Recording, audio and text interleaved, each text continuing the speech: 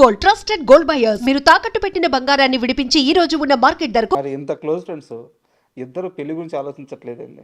Everyday ఆలోచిస్తాం, ఎవరు దొరకట్లేదు. నిజంగా ఆలోచిస్తున్నారా? ఆలోచిస్తామండి, ఎందుకంటే మా ఇంట్లోనే చాలా సక్సెస్ఫుల్ రిలేషన్షిప్స్ ఉన్నాయి. అంటే నాన్నమ్మ గారి, కృష్ణ గారిది ఇటు చూస్తాం, ఇంట్లో ఆంటీస్ వాళ్ళు. Ultimately what ever any life ఒక రిలేషన్షిప్లోనే ఎండ్ అవుద్ది. అండ్ ఎగ్జాంపుల్స్ ఉన్నాయి. So I always believed in a good family. What ever you do out side, మనం బయట ఏం చేస్తామో దట్ ఈస్ కంప్లీట్లీ డిఫరెంట్. అది వదిలేసి ఇంటికి వచ్చాక, అప్పుడు చెన్నైలో ఒక అట్మాస్ఫియర్ ఉండేది. ఇంటికి వస్తే అది ఒక safe space, nothing can enter. అది ఇప్పటికే ఐ క్రేవ్ ఫర్ ఇట్. ఇప్పుడు చాలామంది లేరు లైఫ్లో, బట్ ఆ atmosphere it is, I feel it is నా responsibility to create that for the future generation. అంటే ఒక మ్యారీడ్ లైఫ్ గురించి మీకు మంచి అవగాహన ఉంది, అర్థమవుతుంది మీ మాటల్లో. బట్ ఎందుకు అటువైపుగా, అంటే రీజన్, అంటే పర్టికులర్ రీజన్ అండి? నచ్చిన అమ్మాయి దొరకట్లేదా? Right place at the right time అంటారు కదండి. టైం రాలేదా? ఆ టైమింగ్ కుదరలేదు లైఫ్లో ఎప్పుడు. ఎయిదర్ రాంగ్ అమ్మాయిలను కలవడము, ఆర్ వాళ్ళు రాంగ్ పర్సన్ నన్ను కలిసారేమో. ఇంట్లో తప్పు గిప్పు లేదు, కానీ కంపాటబిలిటీ కుదరకపోవడం వల్ల. అండ్ ఎలా చెప్తాను, ఫస్ట్ 20 to 30 పాపం ఒక అమ్మాయి కోసం వెయిట్ చేశాను. ఆ అమ్మాయి తిరిగి కూడా రాలా, పెళ్లి చేసుకుని వెళ్ళిపోయింది. సో ఆ మోస్ట్ ప్రైమ్ ఇయర్స్ నేను ఇంకే అమ్మాయిని చూడలేదు. ఆ 30 years తర్వాత ఏంటన్నా ఇంత వీపీగండి అయిపోయానా అని అనుకున్నాను నేను. So after that mind set change అయింది. సో నా first relationship was after my 30s. So అప్పుడు నేను 17లో ఉన్నట్టు ఉన్నది, నాకు everything was new. Couldn't understand, navigation కుదరలా. సో కొన్ని వర్కౌట్ అవ్వాలి రిలేషన్షిప్స్. బట్ నాకు తెలిసినంత వరకు, నేను కనుక్కున్నంత వరకు నేను అడుగుతున్నాను, ఆరెంజ్ సినిమా ఉంది కదా, orange movie, orange Ram Charan గారు. అవునవును, మీ లైఫ్ అని చెప్తారు చాలా. యాక్చువల్లీ సరిగ్గా గుర్తులేదు ఆ సినిమా నాకు. అంటే ఏదున్నా మొహం మీద చెప్పేస్తారు, నిజం చెప్పేస్తారు, రిలేషన్షిప్స్ క్యారీ అవ్వవు, బ్రేక్ అయిపోతుంటాయి అని చెప్పేసి. యా, అల్టిమేట్లీ నేను అదే కదా, రిలేషన్షిప్ నేను మ్యారేజ్ చేసుకున్నా కూడా నా రిలేషన్షిప్ బాగుందని ఎప్పుడు అంటానంటే, డెత్ బెడ్ మీద ఉన్నప్పుడు అంట. అప్పటికి ఇంకా వైఫ్ నాతో ఉందంటే very good relationship, my soulmate. లేకపోతే 50-60 కూడా డివోర్స్ అయిపోయి ఉన్నారు. So I will only trust at the end of the world. At the end of my world ఏదైనా ఇది నన్ను కంప్లీట్ చేసింది, దిస్ ఇస్ మై సోల్మేట్, నేను అచీవ్ చేశాను అనేది ఆ టైంలో డిసైడ్ చేయాలి, కానీ ఈ టైంలో ఏది. సరే, ఇప్పుడు ఓపెన్గా ఒకటి చెప్పండి. మీరు చేసుకోవాలనుకుంటున్న అమ్మాయికి ఉండాల్సిన లక్షణాలు ఏంటి, క్వాలిఫికేషన్స్ ఏంటి? అదే కదండి, నాకు క్లారిటీ లేదు. ఇంకా క్లారిటీ రాలేదా? క్లారిటీ అంటే క్లారిటీ కాదండి, ప్రాబ్లం అంటే అలాంటి లిస్టులు పెట్టుకున్నా అంటే ఎవరు దొరకరండి అలాగా. ఎవ్రీథింగ్ షుడ్ బి మ్యాజిక్ లా జరగాల, న్యాచురల్గా అవ్వాలి.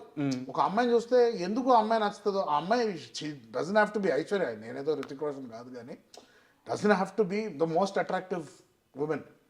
కొంతమంది జస్ట్ నచ్చేస్తారు. కరెక్ట్. నేను ఫస్ట్ ఇష్టపడ్డ అమ్మాయి అయితే నార్మల్గా ఉంటుంది అమ్మాయి, బట్ 10 ఏళ్ళు వెయిట్ చేశారు. యా, నాకన్నా 4 years పెద్ద అమ్మాయి ఉంటుంది ఆవిడ, బట్ వెయిట్ చేశాను అంతే. అది ఎందుకు అంత నచ్చిందో తను నమ్మలేదు, నేను చిన్నపిల్లకని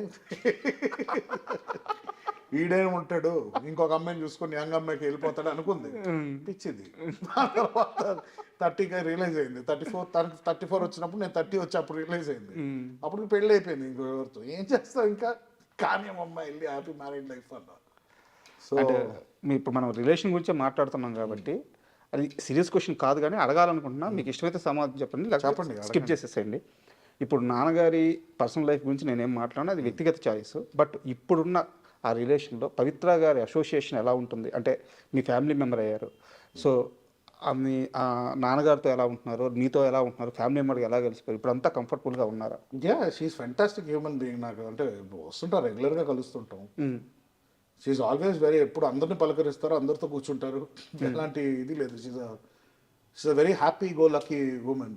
ఓకే, ఐ ఫీల్ డాడ్కి కరెక్ట్ మ్యాచ్ అని నా ఫీలింగ్. ఐ ఫెల్ట్ బికాస్ ఆయన కూడా కామ్గా ఉంటారు ఆవిడ ఉన్నప్పుడు. So I think after 50+ years is calm. So I think it's a good sign. అదే love, this never, no time, no really time deadline or anything. Never too late. Correct to find the right person. అదే చెప్పాను కదండి, నేను 60 years తర్వాత decide చేస్తాను. అప్పుడు 70 ఉంటే 70 వరకు ఇప్పుడు డిసైడ్ చేస్తాను. అప్పటి వరకు నాకు ఎవరు రైట్ అని నేను డిసైడ్ చేయను.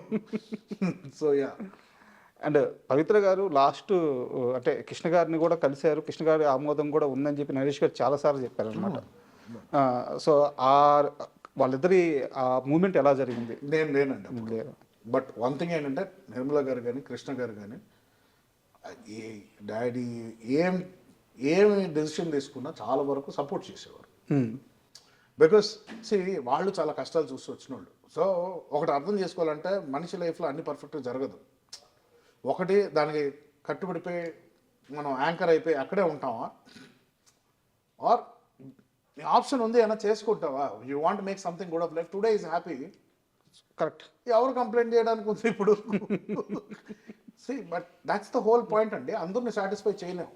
కరెక్ట్. బట్ అందరూ చెప్పేది ఒకటే, నీ సంతోషాన్ని ఎత్తుక్కో అంటారు. నీ సంతోషం ఎత్తుకోవడానికి 2-3 డిసప్పాయింట్ అవ్వాల్సి వస్తుంది తర్వాత. అందరి లైఫ్లో ఉంటుంది. ఎవరు 100% అందరినీ సంతోష పెట్టలేరు కదా. Correct. So ultimately first what you feel matters. నువ్వు సెక్యూర్గా ఉంటే ఇంకొక 2-3 నువ్వు సెక్యూర్ చేయొచ్చు, కానీ నీకే టికాణం లేనప్పుడు you can't go and try to make people happy. So Naresh గారి లైఫ్ మొత్తం చూస్తే అంటే అంత ఎక్స్పీరియన్స్ లేదు, కానీ నేను గమనించినంత వరకు ఆయన ఆనందాన్ని ఎత్తుక్కుంటూ పోతుంటాడు వర్క్లో కానీ తన లైఫ్లో కానీ. అండ్ అంటే ఇలా బతకాలరా, ఇది కదా లైఫ్, ఆ సాటిస్ఫాక్షన్ ఉంటుంది ఆయన లైఫ్ స్టైల్లో. మీ నాన్నగారి లైఫ్ నుంచి ఏమైనా తీసుకోవాలంటే, ఏమైనా నేర్చుకోవాలంటే మీరు కోరుకునేది ఏంటి? నేను కోరుకున్నా కూడా అవ్వదండి అది. ఆయన ఎమోషనల్ పర్సన్, బట్ కొన్ని విషయాల్లో ఆయన ఎమోషన్ మేనేజ్ చేసే లెవెల్లో నేను మేనేజ్ చేయలేను. And that's not possible. అది నాకు మా మదర్ సైడ్ నుంచి వచ్చిందో మరి నాకు తెలియదు, but that is what I'm. So ఆ లెవెల్లో ఆయన కొంచెం ఎఫిషియన్సీ ఇంకా ఎక్కువ ఉంటుంది. ఎమోషన్స్ని ఆయన కొంచెం పక్కన పెట్టైనా కూడా he can finish some tasks. But నాకు కొంచెం, నేను ఎమోషనల్ పర్సన్ని నేను. సో కొన్ని డెసిషన్స్ తీసుకునేది లాజికల్గా ఉండవు, but that will give me different results. So నేను ఐడెంటిటీ మార్చుకోదలుచుకోవట్లేదు, అండ్ యాక్సెప్టెన్స్ ఇస్ ఇంపార్టెంట్. ఆయన అంత ఎఫిషియెంట్ పర్సన్ నేను కాదు. దో ఫిజికల్గా నేను ఇంకా ఎక్కువ చేయగలుగుతానేమో ఇప్పుడు, but work wise or experience wise is a task master. నాకు ఒక టాస్క్ ఇస్తా, ఒక టాస్క్ నీట్ కంప్లీట్ చేసుకుని ఫినిష్ చేసుకుని, మల్టీ టాస్కర్ కాదు నేను. సో అలాంటి ఒక డైనమిక్ డిఫరెన్సెస్ ఉన్నాయి. సో నేను అది అనుకోవడం కానీ అది పాసిబుల్ కాదు. Both are little different. మా operation, the way we operate are different.